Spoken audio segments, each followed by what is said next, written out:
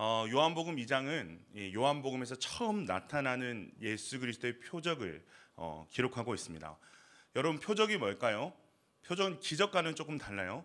기적은 그냥 우리가 예상할 수 없는 어떤 초자연적인 일이 일어나는 것이 기적이라면, 표적은 분명한 목표가 있습니다.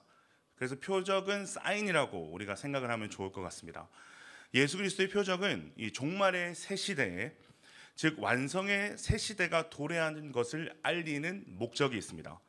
이것은 예수께서 그 당시 유대교가 말하고 주장하는 모든 것들을 능가하시는 분이시고, 결국 예수 그리스도의 오심은 유대교를 대치하는 오심이었다라는 것을 의미합니다. 그래서 이 세 가지를 딱 기억하면 좋은데, 성취, 능가, 대치. 뭐라고요? 성취, 능가, 대치.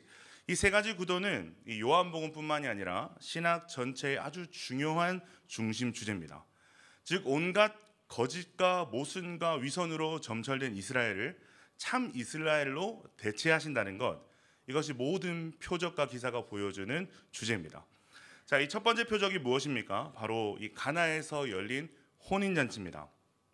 여러분, 오늘날에도 이 결혼식만큼 큰 잔치는 없죠. 그런데 여러분, 한번 생각해 봅시다. 오늘날의 결혼식도 이런데 2000년 전에 이 팔레스타인 지역의 혼인잔치는 여러분 어땠겠어요? 이 당시처럼, 오늘날처럼 유튜브나 넷플릭스나 스포츠와 같은 오락거리가 그 당시에 있었겠습니까? 당연히 없었겠죠. 그렇기 때문에 그 시절의 결혼식이란 누구나 기다리던 축제가 아닐 수 없습니다. 그런데 이 최고의 날, 이 축제의 날에 문제가 생긴 거죠. 우리 1에서 3절 말씀을 다시 한번 읽어볼까요? 1에서 3절입니다. 시작. 사흘째 되던 날 갈릴리 가나에 혼례가 있어 예수의 어머니도 거기 계시고 예수와 그 제자들도 혼례의 청함을 받았더니 포도주가 떨어진지라 예수의 어머니가 예수에게 이르되 저들에게 포도주가 없다 하니. 이 갈릴리 가나 지방에서 혼인잔치가 있는데 포도주가 떨어진 겁니다. 자, 이 결혼식에 누구 참석하고 있죠? 1, 2절을 보면 예수의 어머니 마리아도 거기에 있고 예수님과 제자들도 혼례의 청함을 받았다라고 기록을 하고 있습니다. 이에 대해서 이 혼례는 예수의 어머니 마리아와 가까운 친척의 혼례일 것이다 라는 학자들의 해석도 있고, 예수님의 제자 중 한 사람인 나다나엘과 관련된 그 어떤 사람의 결혼식일 것이다 라는 해석도 있습니다. 어쨌든 예수님과 관계된 많은 사람들이 지금 이 혼례에 초대된 것을 볼 때 이 결혼식을 주최한 집안의 세력이 꽤나 대단할 것이다 라는 생각을 우리가 해볼 수 있는 거죠. 자, 그런데 이 결혼식에 지금 문제가 발생한 겁니다. 여러분, 어떤 문제가 발생했죠? 포도주가 떨어졌어요. 이 한국 교회는 술이라고 하면 먼저 부정적인 뉘앙스로 이렇게 받아들입니다. 물론 성경에는 술 취하는 것에 대한 경고가 분명하게 등장을 하고 있고, 이 술 취해서 살아가는 삶을 하나님이 기뻐하시지 않는 방탕한 삶이라고 지적을 하고 있습니다. 그런데 이 성경에서 등장하는 대부분의 포도주는요, 놀랍게도 기쁨과 환희와 풍성함을 상징하는 데 사용됩니다. 자, 이 설명을 듣고 그러면 목사님, 포도주는 마셔도 되겠네요 라는 생각을 하고 있다면, 가방을 싸서 팔레스타인 지역으로 가서 기화를 해서 그 나라 살람미 되어서 마시면 그럼 오케이. 네. 자, 어쨌든 이 팔레스타인 지역 잔칫날에 이 포도주가 떨어진다는 것은 사실 있을 수가 없는 일이자, 그 잔치를 배설하는 입장에서는 아주 불명예스러운 일입니다. 포도주는 뭘 상징한다 그랬죠? 기쁨을 상징한다고 했어요. 자, 그렇다면 혼인잔치에 포도주가 떨어졌다는 것은 무엇을 의미하는 걸까요? 잔치에 뭐가 없다? 기쁨이 없다. 그 잔치의 기쁨이 죽어버렸다. 그 잔치의 기쁨이 중단되었다라는 것을 뜻합니다. 자, 바로 이곳에 누가 있습니까? 예수와 제자들이 있습니다.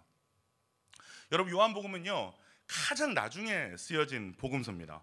그래서 다른 복음서에 없는 사건들이 종종 등장을 합니다. 학자들은 아마 이 요한복음이 주 66년에서 100년 사이에 쓰여졌을 것이다 라고 추정을 하는데, 자, 거기다가 요한은요, 아주 뛰어난 문학가입니다. 그렇기 때문에 요한복음에 등장하는 많은 사건과 표현들은 그냥 있는 것이 없어요. 하나하나 선정해서 기록한 것이 요한복음입니다. 오늘 우리가 살펴보고 있는 이 사건도 다른 이 공관복음에서는 등장하지 않는 이 요한복음에서만 등장하는 사건이에요. 자, 그렇다면 요한이 예수님의 첫 표적으로 이 사건을 기록하고 있다는 것을 무엇을 의미할까요? 이 표적이 예수 그리스도의 존재와 사역을 나타내는데 너무너무 중요한 표적이다라는 것을 말해주는 겁니다. 자, 그런 요한의 시각에서 말씀을 한번 다시 살펴봅시다. 결혼식에 포도주가 떨어졌어요. 기쁨이 넘쳐야 될 혼인잔치의 기쁨이 끊어진 거죠. 그런데 여러분, 이 사건은 단순히 그 당시에 어떠한 결혼식에 포도주가 떨어진 것만 의미하는 것이 아닙니다. 이 상황은 당시 예루살렘과 유대인들의 영적 상태를 보여주는 거예요. 하나님의 백성이요 신부로서 기쁨이 넘쳐야 될 예루살렘의 기쁨이 끊어진 상황을 보여주는 겁니다. 성전도 있어요. 거기서 수많은 제사도 드리고 기도도 하고 율법도 지키는데 그들에게는 뭐가 메마른 거예요? 하나님이 주시는 기쁨과 환희가 메말라 있다는 거죠. 왜? 하나님과의 관계는 완전히 어그러진 채 껍데기만 남았기 때문입니다.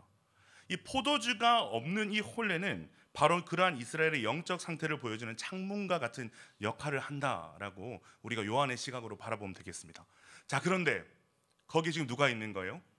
예수 그리스도, 예수가 있는 거예요. 자, 그렇다면 우리는 무엇을 기대할 수 있는 겁니까? 예루살렘과 이 유대와 사마리아 땅끝까지 하나님과의 관계가 단절된 우리의 그 상황 속에서 우리 모두가 잃어버린 기쁨과 환희를 회복하실 메시아로 예수가 이 자리에 있다라는 것을 우리는 기대할 수 있는 거죠.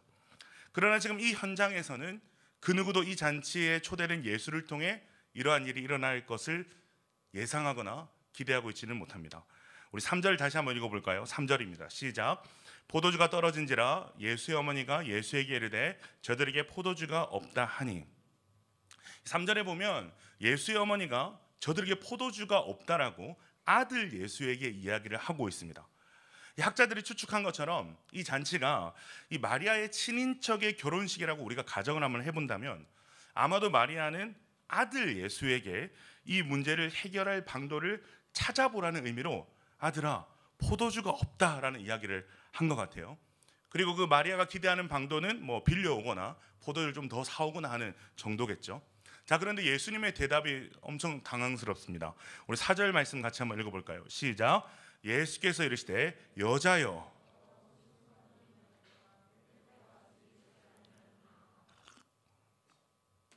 예전에 제가 청년 시절에 이 구절을 묵상하다가 이 여자여라는 대목에서 한참 머물렀던 기억이 납니다.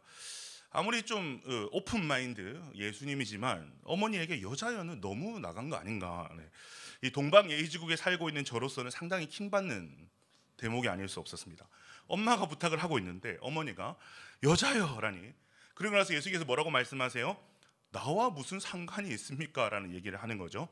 여자여 어쩔 TV? 라고 말하는 듯한 엄청 킹받는 듯한 반응을 보이고 있습니다. 그런데 알고 보니까 이 여자는 이 어머니를 경멸하거나 비하하는 칭호가 아니에요. 신약 성경에서 여자는 여성들에게 인사나 말을 건넨 일상적인 표현이라고 합니다. 자, 그런데 아무리 그래도 어머니가 부탁을 하는데 여자여라고 손을 딱 끊고 나와 무슨 상관입니까? 라고 하는 대답은 사실 너무한다는 생각은 지울 수 없습니다. 그런데 알고 보니까 이 대목이 아주 중요한 지점이에요. 다시 한번 살펴봅시다. 예수님께서는 지금 마리아를 향해 불렀던, 지금까지 마리아를 향해 불렀던 어머니가 아닌 여자여라고 지금 마리아를 부르고 있습니다. 그리고 두 가지 이유를 대면서 마리아의 요청을 거절하고 있습니다. 하나는 이 일이 나와는 상관없는 일이다라는 것이고, 다른 하나는 내 때가 아직 이르지 않았다라는 이유입니다. 자, 이러한 예수님의 말씀은 예수님께서 세례 요한에게 세례를 받으시고 제자들을 부르신 지금 이 자리에서 자신을 누구로 인식하고 계신지, 누구로 드러내기를 원하시고 계시는지를 보여주는 중요한 대목입니다. 즉, 한 가정의 아들로 살아왔던 예수님의 사적 생애가 끝나고 하나님의 아들로서, 메시아로서 이 공적인 생애가 시작됨을 보여주는 대목이라는 거죠. 자, 그렇기 때문에 나와 무슨 상관이 있나이까라는 말씀은 예수님께서 이제부터는 모든 일을 사람의 구원과 연결시켜서 생각을 하시겠다라는 의미입니다. 즉, 마리아가 자신에게 부탁하는 인간적인 측면에서의 어떤 집안일과 하나님의 아들로서 하셔야 될 일을 분명하게 지금 구분을 하고 계신 거란 말이죠. 그렇기 때문에 사실 이 잔치집에 포도주가 떨어진 것은 예수님의 구원 사역과 아무런 상관이 없을 수도 있는 일인 거죠. 그렇기 때문에 예수님은 내 때가 이르지 아니하였다라고 지금 말씀하시고 계신 겁니다. 자, 그런데 여러분 마리아의 입장에서 한번 생각을 해봅시다. 아들에게 부탁을 했어요. 그리고 거기에 막 아들의 제자도 있고 친인척들도 있고 하인들도 있는데 사람들이 다 있는 데서 여자여 어쩔 TV 라는 대답이 돌아오면 어머니 입장으로서는 마음이 상하실 수 있잖아요. 그죠? 아마 저희 어머니 같으면 등짝 스매싱을 날리거나 조금 센스 있는 어머니 같으면 남자여 저쩔 TV 뭐 이렇게 받아치지 않았을까요? 그런데 이 마리아의 반응이 너무 놀라운 거예요. 우리 5절 말씀 같이 한번 읽어볼까요? 5절입니다. 시작.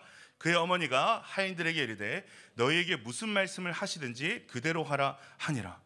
마리아는 예수님의 거절에도 불구하고 포기하지 않습니다. 그렇다고 다시 조르지도 않습니다. 하인들에게 지금 이야기하는 거죠. 지금 예수가 무엇을 시키시든지 그대로 하라라는 말씀만 할 뿐입니다. 여러분, 이 장면은 이 마리아의 놀라운 신앙을 보여주는 장면이에요. 여러분, 마리아도 인간이었기 때문에 자신의 아들 예수가 누구인지를 잊어버릴 때가 있었을 겁니다. 우리도 그렇잖아요. 우리가 하나님의 자녀가 되고 하나님을 믿는다고 하면서도 우리의 어떤 치열하고 지지고 볶는 삶 속에서 하나님의 어떠하심을 잊어버리고 망각할 때가 있지 않습니까? 그러다가 하나님의 어떤 도우심으로 다시 하나님은 이러한 분이셨지라는 것이 깨달아지는 은혜를 경험하는 순간순간들이 우리 삶에 있잖아요. 마리아도 마찬가지였던 것 같아요. 30년의 세월 동안 예수님은 그녀의 아들로 사셨기 때문에 마리아도 잠시 잊고 있었던 것으로 보여집니다. 근데 중요한 사실이 있어요. 마리아는 매 순간 그것을 기억하고 있지는 않을지 모르겠지만 항상 이때를 준비하는 마음은 품고 있었어요. 아직 혼인도 하지 않은 자신에게 천사가 와서 예수의 잉태를 예고하셨을 때부터, 그리고 예수를 키우는 도중에도 늘 이때를 준비하면서 마음에 품고 있었던 사람이 마리아라는 겁니다. 12살 소년 예수를 예루살렘에서 잊어버렸을 때가 있어요. 그때 예수가 하신 말을 다 마리아가 이해할 수가 없고 거기는 모든 사람이 이해를 못하는데 마리아는 항상 예수가 한 말과 그 일들을 마음에 두었다라고 성경 기자는 그렇게 기록을 합니다. 그렇기 때문에 예수께서 지금 어머니에게 여자여라고 말씀하실 때 아마도 마리아는 정신이 번쩍 들면서 그때가 임했구나라는 것을 깨달을 수 있었던 거죠. 이제 내 아들 예수가 아니라 하나님의 아들 예수로 사실 때가 오셨구나. 자, 이것을 깨달은 마리아가 하인들에게 지금 명령하고 있는 거예요. 너희에게 무슨 말씀을 하시든지 그대로 하라. 여러분, 마리아 이 명령이 무엇을 의미합니까? 이제 무엇이든지 그가 말씀하시기만 하면 이루어진다라는 믿음의 표현입니다. 아들에게 심부름을 시키려고 했던 자세에서 무엇이든지 말씀하시기만 하면 그대로 이루어진다는 자세로 바뀌는 것, 여러분, 이것이 마리아가 가지고 있는 준비된 신앙이라는 거죠. 자, 이런 마리아의 신앙과 믿음이 어떤 결과를 가져옵니까? 우리 6에서 8절 같이 한번 읽어봅시다. 시작. 거기에 유대인의 정결 예식을 따라 두세 통 드는 돌 항아리 6이 놓였는지라. 예수께서 그들에게 이르시되 항아리에 물을 채우라 하신즉 아기까지 채우니 이제는 떠서 연회장에게 갖다 주라 하심에 갖다 주었더니. 자, 좀 전까지 예수님께서 이 일은 나와 상관없는 일입니다 라고 이야기하셨잖아요. 그런데 이 마리아의 변화된 태도, 이 마리아의 믿음은 하나님의 아들 예수가 다시 이 문제로 들어오게 만들었습니다. 여러분, 이것이 믿음의 능력입니다. 지극히 개인적인 우리의 일이라고 할지라도 그것을 믿음으로 하나님께 가져나오면 그게 누구 일이 되는 거예요? 하나님의 일이 되는 거예요. 이것이 마리아의 믿음이 우리에게 보여주고 있는 것이죠. 자, 이제 성경의 초점과 예수님의 초점이 완전히 다른 곳으로 향합니다. 그곳이 어디입니까? 물항아리입니다. 여러분, 물항아리가 뭐죠? 사람들의 정결 예식을 위해서 손을 씻는 물을 담은, 집에 들어가기 전에 손을 씻고 들어가기 위해서 담아놓은 물 항아리입니다. 더러운 항아리죠. 부정함을 담고 있는 항아리죠. 예수님께서는 이 하인들에게 손을 씻는 용도로 나눈 돌 항아리 6에 물을 채우라고 지금 명령을 하고 있습니다. 자, 그렇게 하인들이 물을 채우는데 7절에 보면 어디까지 채웠다고 되어 있어요? 아귀까지 채웠다라고 되어 있습니다. 아귀까지 채웠다는 것은 그릇의 끝까지 넘치기 직전까지 채웠다는 겁니다. 그런데 여러분, 이러한 하인들의 행동은요 사실 일반적이지 않아요. 유대인들의 전통과 율법이 기록된 미드라시라는 문헌을 보면 항아리에 채우는 물의 양이 정확하게 기록이 되어 있습니다. 그 문헌에 보면 성인 남자의 손이 들어갈 만큼의 높이를 남겨두고 그 아래까지만 물을 채울 것을 기록하고 있습니다. 여러분, 왜 아기까지 꽉 채우면 안 돼요? 부정함을 씻게 해서 손을 씻다가 물이 흘러내리거나 다시 몸에 튀는 일이 있어서는 안 되기 때문이죠. 자, 그런데 하인들이 어떻게 하는 거예요? 아귀까지 물을 꽉꽉 채워서 예수님 앞에 가지고 온 겁니다. 여러분, 이 사람들 뭐 알고 채웠을까요? 이 물이 포도주로 바뀔 것을 알고 채웠을까요? 전혀 몰랐어요. 알 수가 없죠. 어떻게 이 하인들이 이 일에 대한 기대가 있었겠습니까? 그런데 어떤 이유에서인지 모르겠지만 하인들이 그렇게 한 거예요. 저는 이 하인들의 행동에서 우리의 어떤 구원의 신비를 좀 보게 됩니다. 여러분, 우리의 구원이 다 그렇지 않습니까? 우리를 통해 일어나는 하나님의 역사도 다 그렇지 않습니까? 알고 보면 다 뜻밖의 일이에요. 여기서 내가 구원받을 것을 예상한 사람, 하나님께 나를 사용하실 것을 예상한 사람 아무도 없잖아요. 우리의 좁디 좁은 지경으로는 하나님의 그 구원의 섭리와 우리를 부르시는 섭리를 다 이해할 수가 없는 거예요. 그날따라 어쩐 일인지 그냥 우리의 행동이 이 하인들이 아구까지 물을 채우는 일로 드러나는 것처럼 드러날 뿐입니다. 그런데 그 일이 알고 보면 우리가 다 이해할 수 없는 하나님의 섭리이자 은혜였다라는 것을 나중에서야 발견하게 되는 거죠. 자, 근데 그 뜻밖의 일이 하인들에게 어떠한 일로 나타나고 있는가? 우리 8절 말씀 같이 한번 읽어봅시다. 8절입니다. 시작. 이제는 떠서 연회장에게 갖다 주라 하심에 갖다 주었더니, 물을 입구까지 꽉꽉 채워서 가져왔더니 예수님께서는 이제는 떠서 연회장에게 갖다 주라라고 말씀을 하십니다. 그래서 물을 뜨러 갔어요. 근데 물을 뜨러 갔는데 물이 포도주로 바뀐 것을 하인들이 목격하게 된 것입니다. 여러분, 물을 떤 것까지는 누구나 시킬 수 있는 일이고 순종할 수 있는 일입니다. 그런데 이제는 이라는 예수님의 선언으로부터 하나님의 아들 예수가 하시는 재창조의 역사가 하인들의 눈앞에서 일어난 거죠. 우리 9절 말씀 같이 한번 읽어보겠습니다. 9절입니다. 시작. 연회장은 물로 된 포도주를 맛보고도 어디서 났는지 알지 못하되 물던 하인들은 알더라. 연회장이 신랑을 불러. 연회장은 이 가족 친척 중에서 가장 이 연회 전문가를 임명해서 세웁니다. 근데 그 연회장이 포도주를 맛봤는데 너무 맛있는 거예요. 그런데 그도 이 포도주를 어디서 났는지 알지 못해서 급하게 신랑을 지금 부르고 있습니다.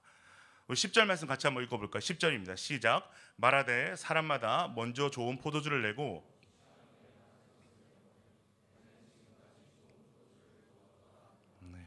잔치가 난리가 났어요. 왜냐? 극상품의 포도주가 갑자기 들어왔거든요. 사람들이 이 극상품의 포도주를 만끽하면서 더 큰 기쁨과 풍성함을 누리게 됐습니다. 자, 그런데 이 포도주를 맛보고 이 기쁨을 만끽하는 사람들 중에 이 기쁨과 풍성함이 어디서부터 누군가로부터 흘러왔는지 아는 사람이 있습니까? 없습니까? 없어요. 그런데 이 현장에서 이 포도주가 물이 변한 포도주라는 것을 아는 사람들이 있어요. 여러분, 누굽니까? 9절에 보면 물떠온 하인들은 알더라. 물떠온 하인들은 아는 거예요. 사랑하는 야베스 동역자 여러분, 이것이 물떠온 하인들이 누리는 영광입니다. 여러분, 하나님 나라는요, 사실 이해할 수 없는 기쁨을 만끽하는 곳이 하나님의 나라입니다. 대부분의 사람들이 이해할 수 없는 은혜, 이해할 수 없는 기쁨을 경험하는 가운데, 그런데 이 중에서 이것이 어디로부터 흘러왔는지 아는 사람들이 있어요. 그런 사람들이 누군가 하면 이 물떠온 하인과 같은 사람들입니다. 이번 일본 단기 선교를 통해서 저희 본부팀도 참 많은 은혜를 받았거든요. 특별히 이 여러 현지 목사님들 그리고 선교사님들을 만나면서 큰 은혜를 받았어요.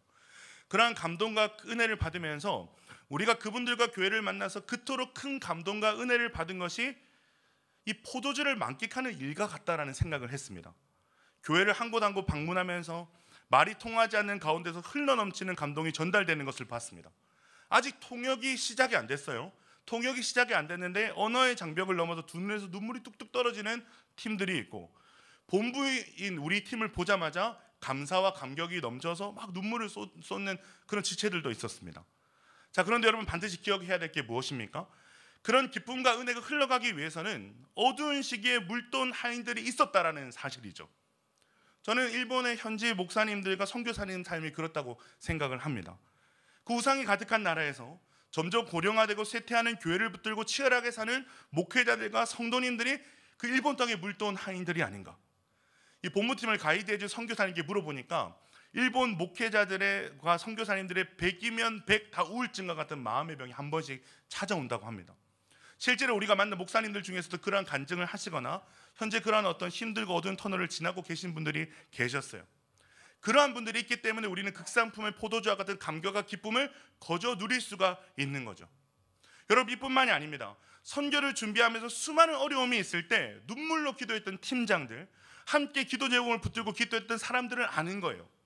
이 선교를 준비하는 과정에서, 그리고 선교 현장에서 여러 가지 시험과 어려움이 찾아올 때마다 예수님을 바라보고 생각하면서 자신을 죽이고 사랑하고 섬겼던 사람들은 아는 거예요. 우리가 누리는 이 모든 것들이 그냥 주어진, 거저 주어진, 우연히 주어진 기쁨과 은혜가 아니라는 것을 아는 거죠. 여러분, 선교뿐만이 아닙니다. 목자나 사랑장을 하면서 장결자를 위해서 기도하고 거절당하면서도 끝까지 포기하지 않은 사람은 아는 거예요. 그가 오랜만에 교회를 나와서 예배의 기쁨을 느끼는 것이 우연이 아니라는 것을 아는 거예요. 왜요? 기도해 왔기 때문에. 공동체의 금쪽이들 때문에 울어도 보고 기도해 온 사람은 아는 거예요. 금쪽이가 변해서 저렇게 어엿한 리더를 하고 있다는 것이 결코 우연이 아니라는 것을 아는 거예요. 사랑하는 여러분, 하나님의 나라는요, 늘 이런 사람들이 존재했습니다. 예수님이 나를 따르라고 했을 때 이 길이 어떤 길인지는 다 이해할 수 없으나 그물을 던지고 예수를 따랐던 제자들이나 아직 혼례를 치르지도 않은 소녀에게 천사가 와서 너에게 아이가 잉태될 것이다 라고 했을 때 두려웠지만 그 약속을 마음에 새기며 받아들였던 마리아나, 감옥에 갇히고 매를 맞고 온갖 박해를 당하면서도 아직 온전히 경험해보지 못한 저 천국의 표대를 정하고 쉼없이 달려간 바울이 있었습니다. 비록 그 당시에는 자신들이 다 이해할 수도 받아들일 수 없는 주님의 부르심이 없지만 이제는 이라는 이 주님의 때가 임할 때 그 일이 어디서부터 흘러오는지를 이제 그들이 알게 되는 거죠. 여러분, 누구에게는 뜻밖의 기쁨이고 뜻밖의 극상의 포도주인데요, 누구에게는 기도의 응답인 거죠. 누군가에게는 순종의 응답으로 주어진 일이라는 것이 확실하게 고백이 되어지는 거죠. 자, 그런데 여러분, 더 놀라운 일이 뭔지 아세요? 이 일이 물던 하인들이 눈으로 보고 고백하는 것을 훨씬 더 뛰어넘는 너무너무 영광스러운 일로 나타나고 있다는 겁니다. 자, 하인들이 돌 항아리 입구까지 물을 가득 채웠어요. 평소 같으면 주인에게 불려가서 타박을 맞을 일 아닙니까? 그런데 예수님의 말씀에 순종해서 왠지 모르게 그 항아리 입구까지 채워야 될 것 같아서 물을 가득 채운 거예요. 자, 그리고 나서 떠서 가져다 주라는 예수님 명령이 떨어졌죠. 자, 이 장면을 우리 한번 들어가 봅시다. 들어가서 상상의 나래를 한번 펼쳐보는 거예요. 넘칠 듯 말 듯 가득 채워진 항아리에서 포도주를 퍼기 위해서 그릇을 담그는 겁니다. 자, 그때 항아리 입구까지 채워져 있던 포도주가 어떻게 되겠습니까? 어떻게 되겠어요? 가득 채워져 있어요. 어떻게 되겠습니까? 흘러 넘치는 거죠.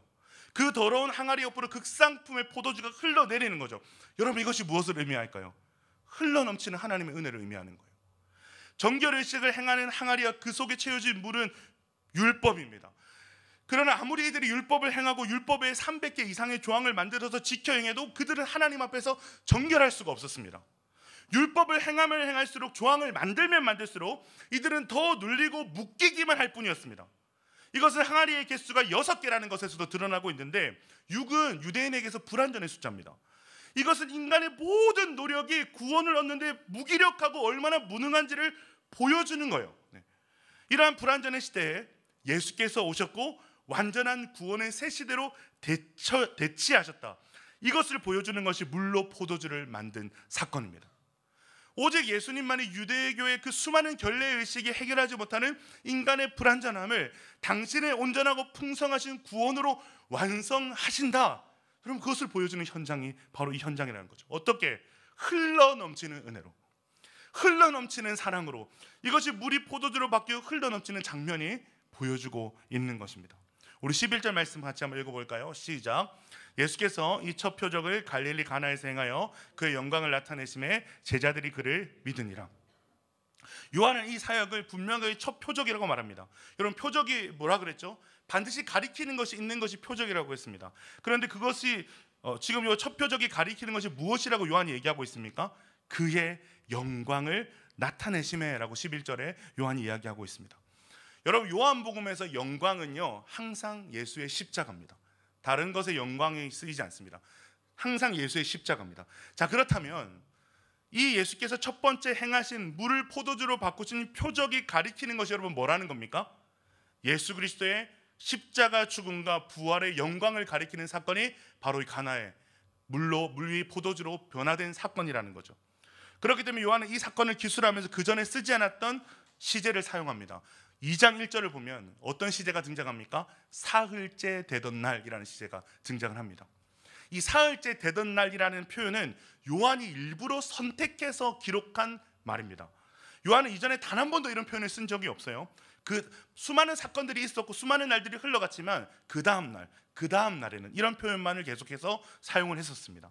그런데 첫 번째 표적을 이야기하면서 사흘째 되던 날이라고 소개를 하고 있다는 거죠. 이것을 요한이 일부러 뽑아 쓴 상징 언어입니다. 여러분, 요한복음은 가장 나중에 쓰여진 복음서라 그랬죠. 자, 그렇다면 이 구절을 읽는 독자들은 이 사흘째 되던 날이라는 표현을 보면서 어떤 사건을 떠올렸을까요?